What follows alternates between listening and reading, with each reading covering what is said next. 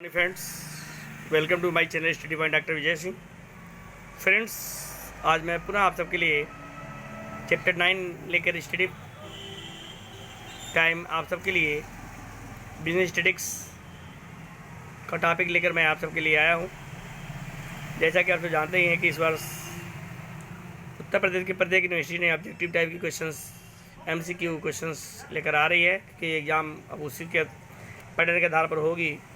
तो मैं इसी से रिलेटेड मैं आप सबके लिए लगातार यूट्यूब के माध्यम से, वीडियो के माध्यम से आप सब तक MCQ लेकर आ रहा हूं। तो उसी से संबंधित मैं आज मेरा जो टॉपिक होगा सांख्यिकी मात स्टैटिस्टिकल एवरेज से रिलेटेड MCQ क्वेश्चन होगा। तो आइए देखते हैं, जो पिछला क्वेश्चन छूट गया था उसको पूरा करते हुए मैं देखता हूँ कि आज क्या है। आज जो छूटा हुआ आगे से क्वेश्चन मैं लेके चल रहा हूँ। तो आज एक क्वेश्चन नंबर देखिए, if in English both language I am represent to you,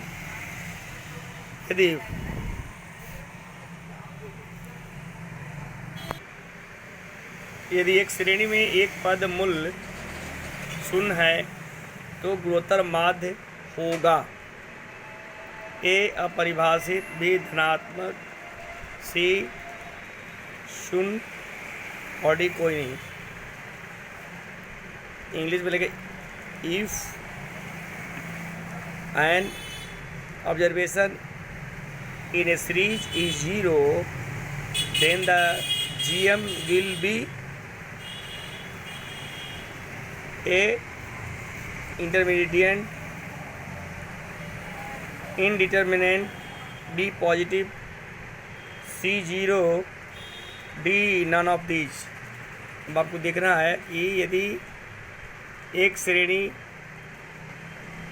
में एक पद शून्य है तो गुणोत्तर माध्य क्या होगा? शून्य यानी 0 होगा। आंसर C होगा। आंसर क्या होगा? आंसर होगा C, 0 और यहाँ 0। नेक्स्ट क्वेश्चन, यदि एक श्रेणी का एक पद ऋणात्मक हो तो गुणात्मक माध्य होगा। A ऋणात्मक, B अपरिभाषित, C शून्य, D इनमें से कोई नहीं। If an observation in a series is negative, its GM will be A negative, B indeterminate, C 0, D none of this। ये होगा अपरिभाषित होगा। डी आंसर होगा। नेक्स्ट क्वेश्चन, 17वां शतमक बराबर होता है। 17वां शतमक A Q3, B Q1, C 7वां दशमक और D माध्यिका। 70 percentile is equal to Q3 A Q, B Q1 और C 7th decile, D median. 7वां शतमक मतलब 70 डेसाइल होगा। 70 डेसाइल क्या होगा? 7वां। नेक्स्ट क्वेश्चन, निम्नलिखित सूचनाएं माध्य इक्वल टू 144, माध्यिका इक्वल टू 142, बहुलक इक्वल टू 174 वर्णित करती है। A धनात्मक विषमता बंटन, B ऋणात्मक विषमता बंटन, C समित बंटन, D इनमें से कोई नहीं। ये होगा नेगेटिव ऋणात्मक विषमता। कोई इक्वल नहीं है ना, वही आंसर है। The following information mean equal to 144, median equal to 142 and mode equal to 172 for describe as positive skew distribution, negative skew distribution. Answer होगा कुछ नहीं होगा। नेक्स्ट, केंद्रीय प्रवृत्ति का सबसे उचित माध्य है। A बहुलक, B माध्यिका, C माध्य और D हरात्मक माध्य। केंद्रीय प्रवृत्ति का सबसे बेहतर अगर कोई माध्य करता है मेजरमेंट तो वो करता है माध्य करता है। आंसर होगा C। The most suitable measurement of optional tendency is central tendency is a mode, D median, C mean और D G harmonic. C answer होगा। ओके, नेक्स्ट क्वेश्चंस आइए देखते हैं। नेक्स्ट क्वेश्चंस को ऐसे करा कुछ दोस्तों, निम्नलिखित में से कौन सी विशेषताएं माद की गणितीय विशेषता है? ए, माद में प्रतिचयन का विचलन न्यूनतम होता है। बी, यह एक श्रेणी के सभी पदों को समान भार प्रदान करती है। सी, दो श्रेणियों का माध्य सामूहिक किया जा सकता है। इनमें से कोई आंसर होगा C. Okay, and that is same English में भी है। Which of the following is given. Next questions, एक समित बंटन में Q1 और Q3 क्रमशः 20 और 40 है तो 50वां शतमक होगा। ए 40, बी 20, सी 30, डी इनमें से कोई नहीं। एंड द सेम और in English, for a symmetrical distribution Q1 and Q3 are 20 and 40 respectively. The value of 50 percentile will be 40, आपको 30 होगा। 30 Q1 निकालेंगे, Q3 निकालेंगे, निकालने के बाद आप अगर परसेंटाइल निकाल देंगे, आप 50 परसेंटाइल अगर निकालेंगे 50वां 50 तो आपको पूरा आ जाएगा। ओके, परसेंटाइल है ना, पी इंटू पी 100 डिवाइड कर देंगे तब आ जाएगा। नेक्स्ट क्वेश्चन, एक सममित बंटन में P25 और P25 क्रमशः 40 और 60 है तो माध्यिका होगी। माध्यिका मिडिल 50, तो इससे भी 50 होगा भाई। इवन और P75 का भी बीच वाला भी माध्यिका तो 50% होता है, तो 50 होगा। मैं क्या करता है, for a symmetrical distribution P25 and P25 are 40 and 60 respectively, the value of median will be, दोनों का अगर 100 हो जाएगा तो 100 का 50 आंसर लगाया आपको 50। ओके, ए आंसर होगा सही है। नेक्स्ट, एक समित बंटन में Q1 और Q3 का मतलब 30 और 45 है तो Q3 का मान होगा, Q3 का मान कितना होगा? एक का है 30 और दूसरे का 45, 30 45। ए आपका Q1 और Q2 है, Q3 निकालेंगे, Q3 निकाल देंगे तो Q3 माइनस Q1 तो ऑलरेडी आपका निकल जाएगा, तो इतना माइनस इतना आपको 60 होगा। Okay, for symmetrical distribution Q1 और Q2 are 30 and 45 respectively, then the value of Q3 is 60। Next question आइए फ्रेंड्स, एक समांतर माध्य, गुणोत्तर माध्य एवं हरात्मक माध्य में संबंध है। ये तीनों एक होता है, गुणात्मक माध्य स्क्वायर इजकल टू समांतर माध्य स्क्वायर इंटू हरात्मक माध्य स्क्वायर।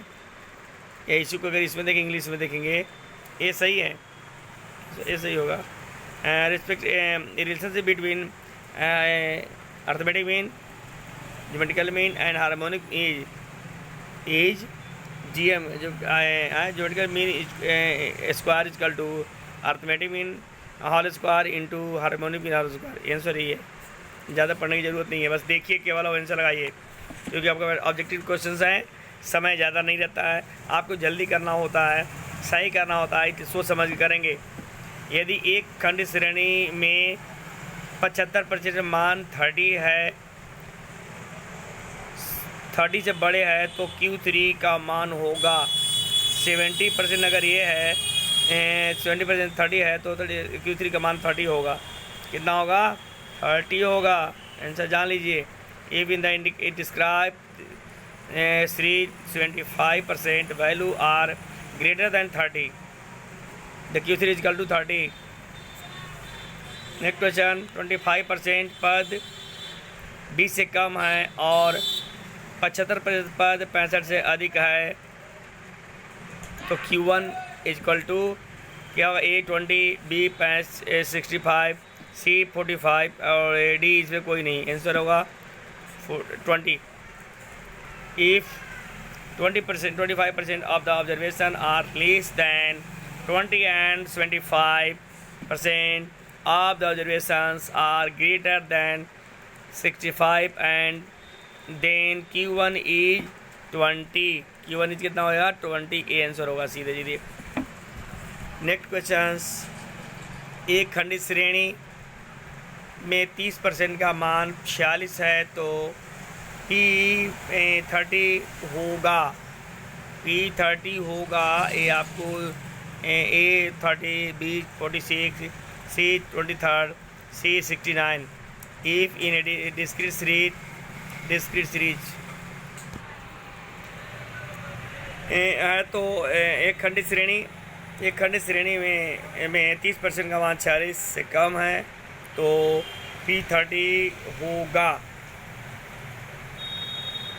होगा कितना होगा, ए होगा 30, P30 कितना होगा, ए 30, बी 46, सी 23, 69 और in the discrete 30% of the value are less than 46 then the 13th percentile P30 is, A हो गया 30, बी 46, सी 23 और डी 69।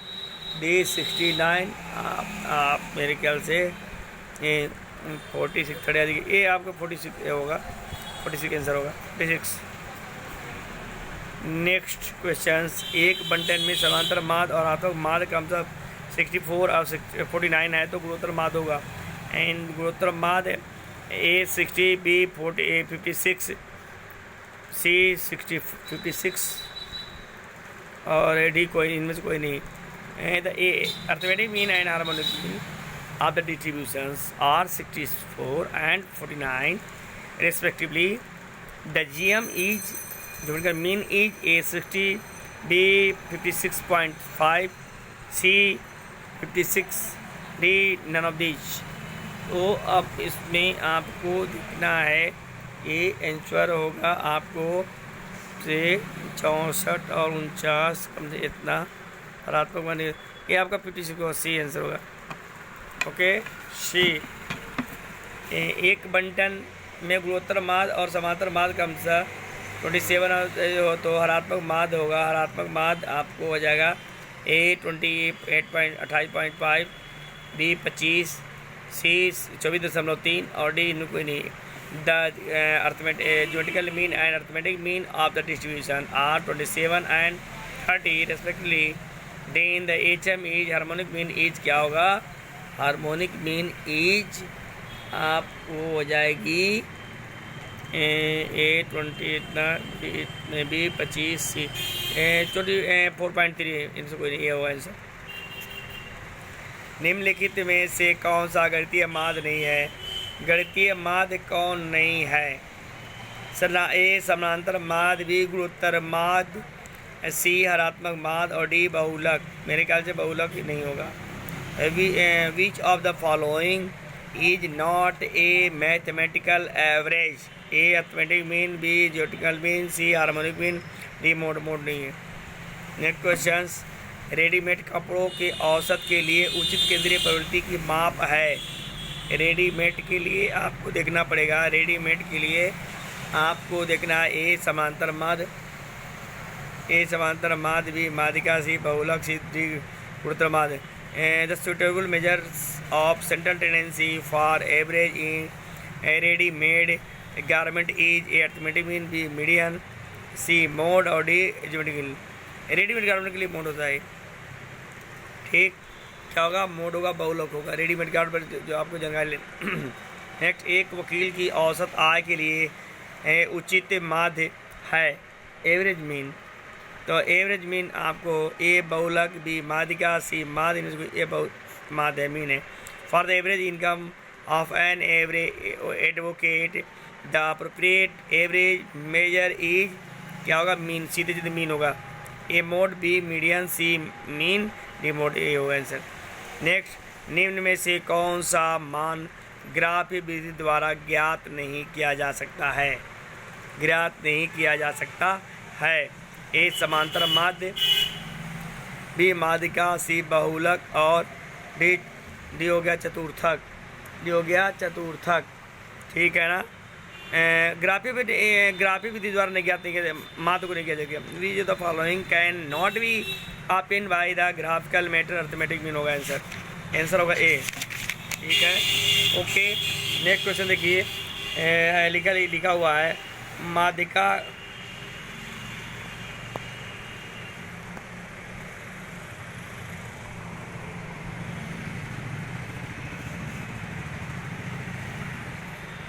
का मान है। माध्यिका का मान अधिकतम आवृत्ति सभी पदों के योग के पदों के संख्या से भाग दें। मध्य का मध्यमूल माध्यिका मध्य सभी के गुणों को माध्यिका मध्य का मध्यमूल होता है। सी आंसर होगा। A median is the value having the maximum frequency B obtained by the dividing the total of values of the number of value. C value of middle items, सही है, आंसर सही है। Next, माध्य सामूहिक हो सकता है परंतु माध्यिका तथा बहुलक नहीं। ये क्या है ये बताना है। सत्य है ए, बी असत्य, सी असंभव, डी नहीं, ये सत्य होगा। Means may be obtained but not medians and mode, true है, ट्रू है होगा, ये सब नहीं। एक श्रेणी में कितने चतुर्थकों की गणना की जा सकती है? एक श्रेणी में कितने चतुर्थकों की गणना? ये 3 होगा।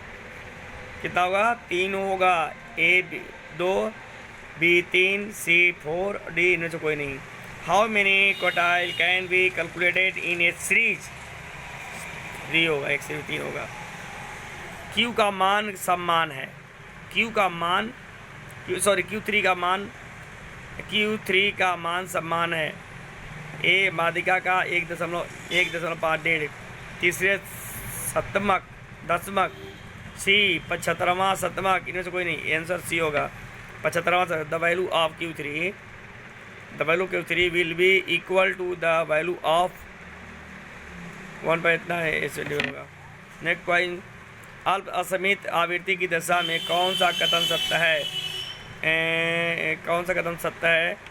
x इजकल टू ये नहीं, ए है x is equal to 3m-2z, B में है m equal to 3z minus 2x bar, C है z इजकल टू 3m-2m, ये सही है। सी सही है। ओके, और वही इंग्लिश है, सी वाला z इजकल टू इंग्लिश कर लीजिए। माध्यिका तथा समांतर माध्य के साथ बहुलक का सूत्र है। बहुलक का सूत्र है z इजकल टू सी, वही वाला z इजकल टू सीधा answer z equal to 3m-2m 2x bar. Okay, निम्न कौन सत्य है? फिर वही क्वेश्चन एक बार को दिया, बार एक ही क्वेश्चन को रिपीट किया जाए दोस्तों। तो ये देखिए, निम्न में कौन सत्य है? ए लिखा है z equal to 3m-2x bar, B z equal to m plus x bar, C z equal to 2m-3x bar, D z equal to m-x bar. नहीं, ये आपको आंसर ये सही है। Which of the following is true, वही होगा z equal to 3m-x bar. Now next में आपको देखिए नेक्स्ट क्वेश्चन 38 है। 19, 17 और 91 का समांतर माध्य है। 91 के समांतर माध्य सब कुछ जोड़ लीजिए तो ये कितना होगा? 1 7 1 8 हो जाएगा। 8 7 15 के 5, हाथ लगा 1 1 1 1 1 9 11 कितना हो गया? 117 7 8 8 9 8 17 के 7 हैं, 17 के 7 हो गया ना। 7 का 8 9 8 17 के 7 1 1 1 1 1 9 10 10 11 भागे कर देंगे आपको कितना? 3 से, तो 3 3 आई 9 39 आएगा। कितना होगा? 39। The arithmetic mean will be 39, answer होगा। ओके, आंसर ही होगा, सब गलत है। आगे लिखे 39 के 10 पदों का 15 से विचलनों का योग 7 है तो पदों की संख्या 10 पदों का 15 से विचलनों का योग 7 है तो पदों का माद होगा 15 7 पदों का